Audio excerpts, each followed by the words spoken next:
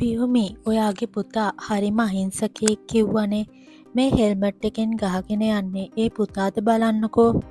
මේ දිනවල රටම උණුසුම් කළ පියුමිගේ චන්ඩි පුතාගේ කතාබහ එක්ක පියුමිද තම පුතු නිර්දෝෂ බවට පවසමින් සමාජ මාධ්‍යයේ සටහන් එක් කරන අයුරු දැක ගන්න ලැබෙනවා. මේ වන විට පොලිස් අත්අඩංගුවේ පසුවන පියුමිගේ පුත්‍රයාගේ තවත් වීඩියෝවක් මේ වන විට සමාජ මාධ්‍ය කළඹමින් තිබෙනවා.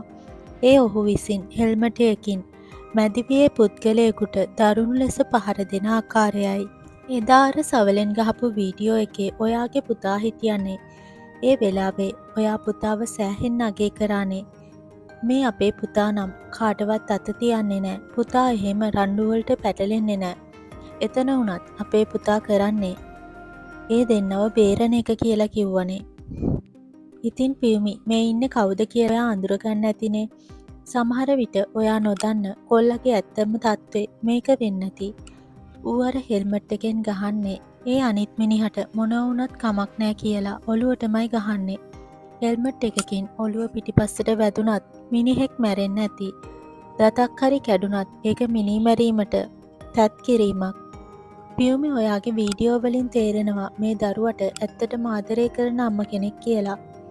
මෙයාට ඔයාගේ සල්ලිවල උෂ්ණ තියෙනවනේ. එහෙම වුණත් සමහරුන් හිතන්නේ නෑ ගහන පාරවල් වලින් අරූට මොනවා වුණත් වැඩක් නෑ කියලා හිතන්නේ. ළමයාව හදාගන්න එක ඔයාගේ අතේ තියෙන්නේ.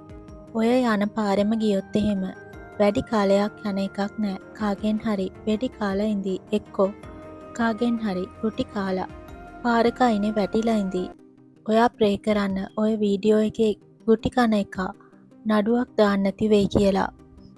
යනුවෙන් සමාජ මාධ්‍ය විචාරකයෙක් විසින් මෙම සිදුවීම සම්බන්ධව පවසනවා.